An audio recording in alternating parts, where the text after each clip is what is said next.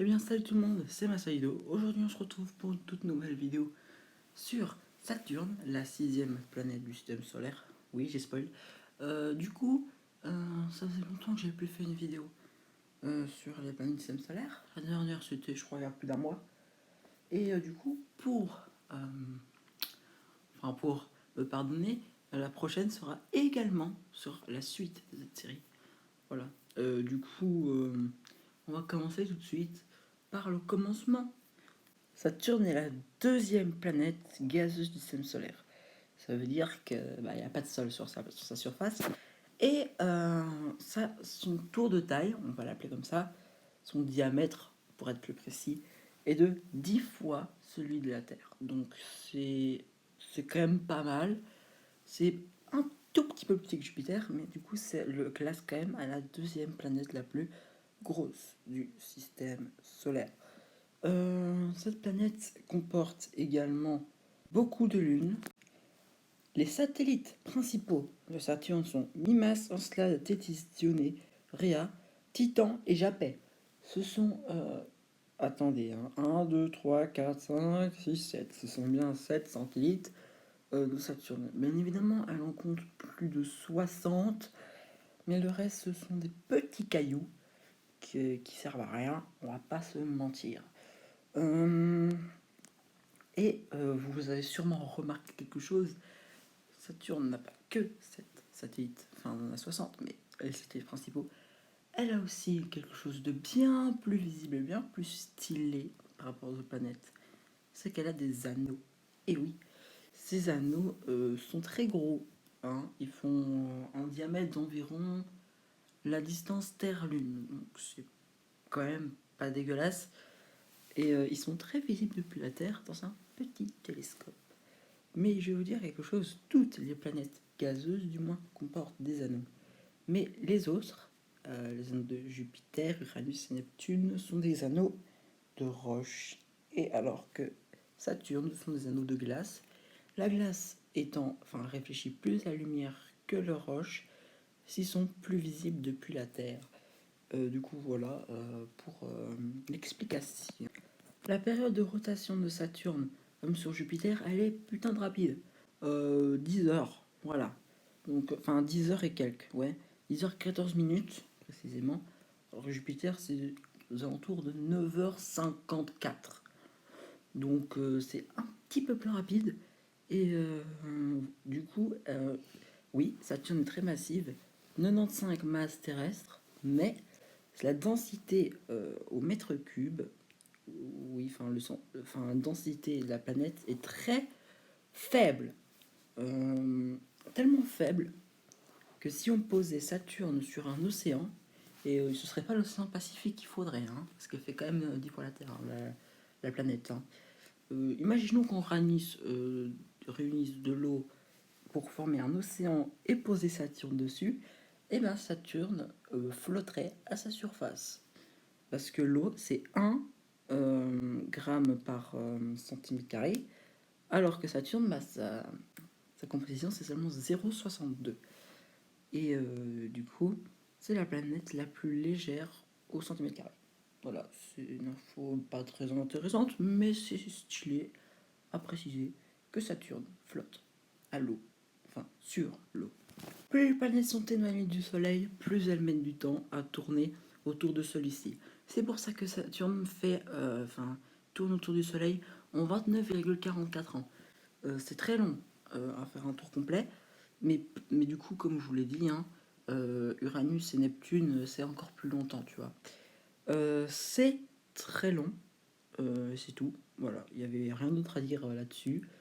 Voilà, information importante. Je vous remercie. Depuis la Terre, Saturne est visible à l'œil nu. Alors, elle reste quand même moins visible que sa cousine Jupiter parce que déjà elle est moins grosse et elle est plus loin. Du coup, elle reçoit moins de rayons du Soleil. Du coup, elle est moins visible, mais elle est visible quand même. Sa magnitude visuelle est de environ 0,3 à l'heure actuelle. C'est quoi la magnitude visuelle? Eh bien, la magnitude visuelle qui correspond au chiffre 0, c'est tout simplement la luminosité de l'étoile Vega. l'étoile Vega, elle est très bien visible à l'œil nu. Normalement, elle est juste ici, là où je zoome. Et cette étoile, bon, elle est quand même visible. Enfin, elle reste. C'est pas l'étoile la plus visible, mais c'est tout simplement un repère dans les mesures. Imaginons prenons le Soleil comme simplement comme repère. Enfin, on va regarder tout simplement la magnitude visuelle du Soleil, qui est tout simplement, je vous le cache pas, la plus élevée. Hein. Et bien si on regarde, le Soleil a une magnitude visuelle de moins 26,7. Ça peut paraître chelou que ce soit moins. Ça veut dire que le Soleil est moins brillant que Vega? Bah non, en fait c'est tout simplement l'inverse. Plus c'est dans le négatif, plus c'est brillant. Et plus c'est dans le positif, plus c'est moins brillant. Et en fait, c'est tout simplement logarithmique l'échelle. Par exemple, le Soleil n'est pas 26 fois plus brillant que Vega. Il en est, par exemple, je sais pas les grandeurs, enfin, j'ai pas les chiffres en tête, mais c'est plusieurs millions de fois, quoi. Donc voilà, pour vous dire, simplement exponentielle la manière dont l'échelle est calculée. Et dans le cas de Saturne, Saturne a une magnitude visuelle de 0,3, ce qui est un petit peu moins brillant que Vega. Une étoile assez visible, donc oui, Saturne est bien visible depuis la Terre. D'ailleurs, vous pouvez l'observer aujourd'hui, à l'heure où je sors la vidéo, normalement. Sauf qu'il faudra se lever un petit peu tard. Hein. Enfin, se lever, c'est pas vraiment le mot adéquat. Il faudra faire une petite nuit blanche, quoi. Enfin, vous pouvez, hein, mais bon. Moi, je l'ai observé une fois. Mais voilà. Hein. Perso, j'attends un peu après. Pour l'observer, c'est plus simple. Elle est avec sa cousine Jupiter dans le ciel nocturne. Jupiter qui est un point très brillant parce que c'est la magnitude visuelle de moins 2,5. Du coup, c'est quand même beaucoup plus brillant que Saturne. Et dans la nuit, environ à partir d'1 heure du matin, il sera quand même bien visible jusqu'au lever du soleil.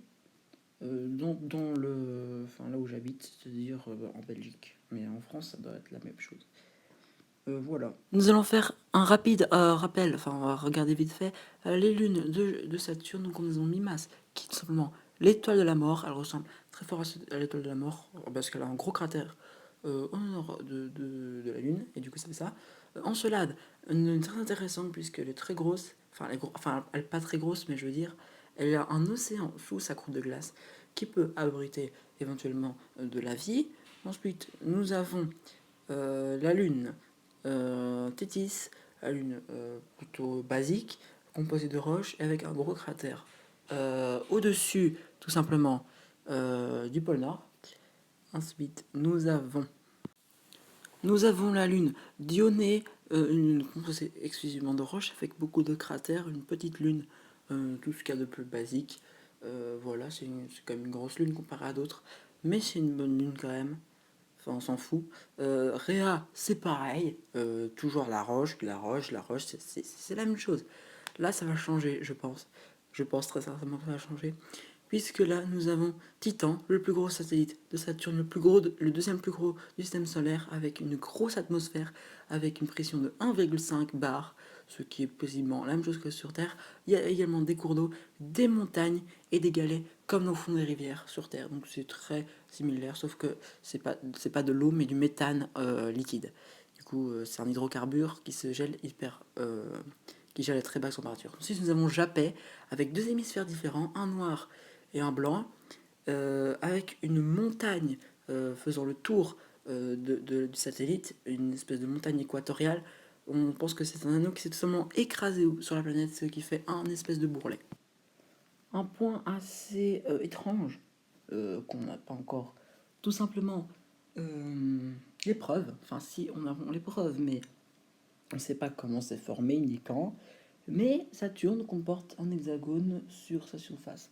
Alors là, c'est peut-être pas assez visible parce que c'est une représentation abstraite. Mais si je descends, par exemple, peut-être qu'on trouvera, je ne sais pas. Est-ce qu'on trouve déjà? Non, on trouve pas. Très bien, ok. Bah, en gros, Saturne comporte un hexagone au pôle Nord. Un hexagone plutôt régulier. Hein, je sais pas si vous le voyez, mais plutôt régulier.